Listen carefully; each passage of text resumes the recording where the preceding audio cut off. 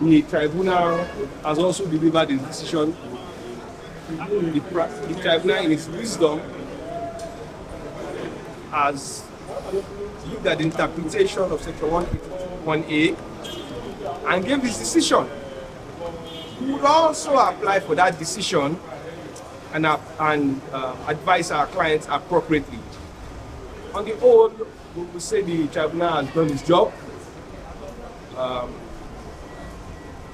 We cannot ask for more, and we encourage every member of the Labour Party, all Obidients, to stay calm and respect the rule of law, as we encourage members of the press as well. Thank you very much.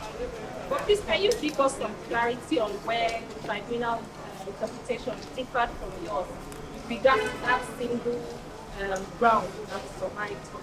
I just explained earlier on that we all listen to the judgment.